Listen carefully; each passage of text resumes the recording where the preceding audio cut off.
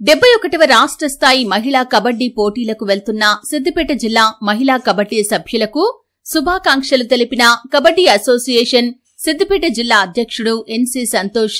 అనంతరం మహిళా కబడ్డీ జట్టుకు కాంగ్రెస్ సీనియర్ నాయకుడు కన్నా Yadav, TPTF working president Rajesh సౌజన్యంతో ఏకరూప దుస్తులు అందజేశారు.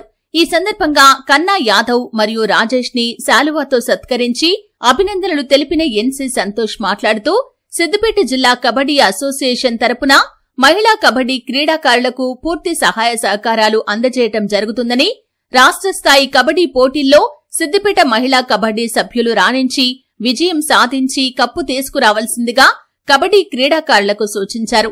ఈ కార్యక్రమంలో కబడ్డీ అసోసియేషన్ ప్రధాన కార్యదర్శి కుంటనూళ్ల శివకుమార్, జాయింట్ సెక్రటరీ మహేష్, కార్యవర్గ సభ్యులు సంపత్, ఇంటర్నేషనల్ వైశ్య ఫెడరేషన్ సిద్దిపేట జిల్లా అధ్యక్షులు నేతి శ్రీనివాస్, కైలాస ప్రభాకర్, దోమకొండ సతీష్, ఉత్తునూరి సంపత్, మల్లేశం, కబడ్డీ క్రీడాకారులు తదితరులు పాల్గొన్నారు.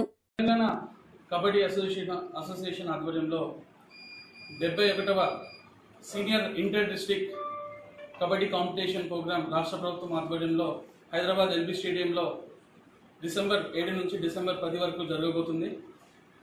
ఈ సందర్భంగా మా సిద్దిపేట కబడ్డీ అసోసియేషన్ ఆధ్వర్యంలో ఓపెన్ కేటగిరీలో 75 kgs క్రైటీరియాతోని ఇక్కడ మహిళా టీం ఆ కాంపిటీషన్లో పార్టిసిపేట్ అవ్వడానికి రెడీగా ఉంది.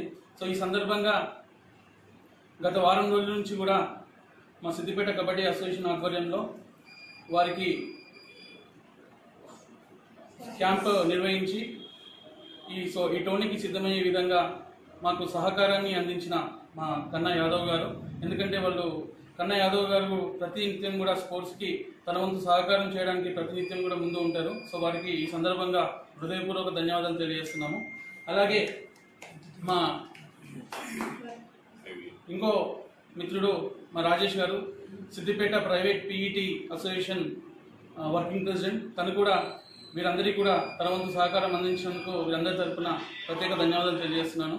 అలాగే మా ఐయూఎఫ్ జిల్లా అధ్యక్షులు నేతి శ్రీరన్న గారు, అలాగే పట్టణ అధ్యక్షులు కైలాస ప్రభాకర్ అన్న గారు, మా జిల్లా అడ్వైజర్ సతీష్ గారు, దోమకొండ సతీష్ గారు, వారు కూడా ముందరకు వచ్చి ఈ మహిళా టీంకి అలాగే మా అసోసియేషన్కి సహాయం అందించినందుకు వారికి కూడా ప్రత్యేక ధన్యవాదాలు తెలియజేస్తున్నాను.